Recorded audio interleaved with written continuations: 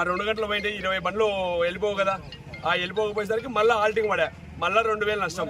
ఆ 2000 నష్టం అంటే ఎవరు భరించాలి? అది గవర్నమెంట్ ఇస్తుందా? రైతు ఇస్తాడా? రైతే కదా నష్టపోయేది, రైతే బాడే కట్టాలి. దానికి ఎట్లా వస్తుంది? ఆలోచన చేయాల్సిన అవి. అమాలి దొరకక ఊర్లో సొంతంగా ఎత్తుకొని వస్తున్నాం ఇక్కడికి. మేము ఎంత ఇబ్బంది పడుస్తున్నాం అంటే ఒక పూట తినకుండా వస్తున్నాం మేము. ఒక పూట తినడానికి లేదు. ఈ నుంచి అక్కడ తిరిగి పోదామంటే ఈడ బండి సీనకపోతుందేమో అది భయంతో ఈయనే ఉండాల్సి వస్తుంది సార్ మేము. అది కొద్దిగా దయచేసి ఆ డిపార్ట్మెంట్ పరంగా కానీ ఏదైనా కానీ కొద్దిగా ఉండి దగ్గర ఉండి కొద్దిగా చేపిస్తే బాగుంటుంది సార్. లేకపోతే ఇక్కడ కాకుండా ఇంకా గోడౌన్స్ దగ్గర ఉంటే పెట్టండి, మార్చండి. ఇది ఒకటే గోడలు పెట్టి మొత్తం నంద్యాల తాలూకా మొత్తం తెచ్చి అంటే ఇండియా ఎస్డిపి తరఫున ఈరోజు నంద్యాలలోని సెంట్రల్ వేర్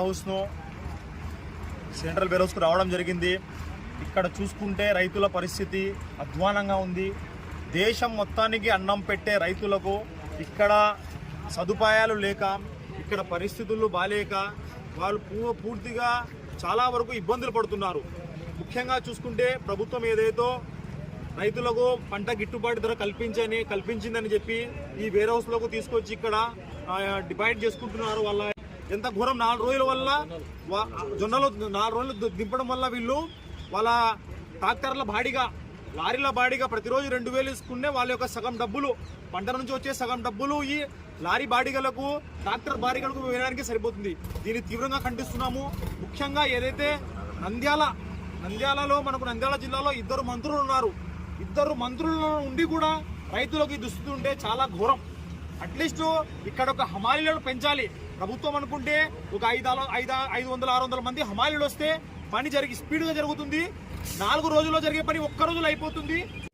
అదే దాంతోపాటు ఇక్కడ రాత్రికి రాత్రి ట్రాక్టర్లకు టోకన్లు ఇస్తున్నారు. ప్రతిరోజు టోకన్లు ఇచ్చినా రాత్రికి రాత్రి టోకన్లలో మరియు ట్రాక్టర్లలో చేంజెస్ వస్తున్నాయి, మార్పులు వస్తున్నాయి. ఎవరైనా రాజకీయంగా పలుకుబడి ఉన్నా, పెద్ద మనుషులున్నా వాళ్ళ ట్రాక్టర్లు ముందుకు పంపుతున్నారని రైతులు వాపోతున్నారు. ఇది ఎక్కడి న్యాయం?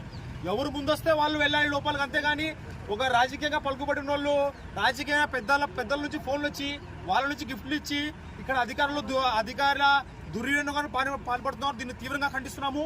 ఎవరు ముందొస్తే వాళ్ళే లోపలికి వెళ్లే విధంగా అధికారులు చర్యలు తీసుకోవాలి. దాంతోపాటు ఈరోజు దేశంలో ఒక నినాదం ఉంది, రైతే రాజు. రైతు లేకుంటే మేము లేము. రైతు పంట పండించుకుంటే మేము ప్రతి ఒక్కరు ఎవ్వరు కూడా తినలేడు. తిండికి మేమందరం 4 చేతులు 4 వేలు లోపలికి వెళ్తుంటాయి. దాని యొక్క ముఖ్య కారణం రైతే. కానీ ఇక్కడ అదే అన్నదాత, మన దేశానికి మొత్తం అన్నం పెట్టే అన్నదాతకే ఇక్కడ ఎటువంటి సదుపాయాలు లేవు. కానీ నంద్యాల పట్టణంలోని రైల్వే స్టేషన్ దగ్గర గల సెంట్రల్ వేర్ హౌస్ని social democratic party of India నాయకులు సందర్శించడం జరిగింది. సెంట్రల్ వేర్ హౌస్లో రైతులు వారు పండించిన జొన్నలను ఇక్కడ వేర్ హౌస్లో వేయడానికి వచ్చినారు. భారతదేశానికి వెన్నెముక రైతులు, రైతే రాజు అన్న మన రాజకీయ నాయకులు ఈరోజు రైతుల పరిస్థితి, రైతుల కష్టాలు చూస్తుంటే చాలా దారుణంగా ఉన్నాయి. ఇక్కడ వచ్చి మేము చాలా మంది రైతులతో మాట్లాడడం జరిగింది. వారి యొక్క సమస్యలు కూడా తెలుసుకోవడం జరిగింది. ఎక్కడో మేము అన్న క్యాంటీన్లు పెట్టి భోజనాలు 5 రూపాయలకే ఇస్తున్నామని చెప్పిన మీరు భారతదేశానికి ప్రజలకి అన్నాన్ని పెట్టే రైతులకు ఒక పూట భోజనము ఒక 10 రోజులు పెట్టలేరా అని ఈరోజు ప్రశ్నిస్తున్నాం. కావున ఇక్కడున్న రైతులకు నీటి వసతిని, భోజన వసతిని, వారి యొక్క సమస్యలు నంద్యాల జిల్లాలో ఉన్న మంత్రివర్యులు గౌరవనీయులు బీసీ జనార్దన్ రెడ్డి గారు మరియు ఎన్ఎండి ఫారూక్ గారు వీరి యొక్క సమస్యలను తీర్చాలని ఈరోజు social democratic party of India నుండి మేము డిమాండ్ చేస్తున్నాము.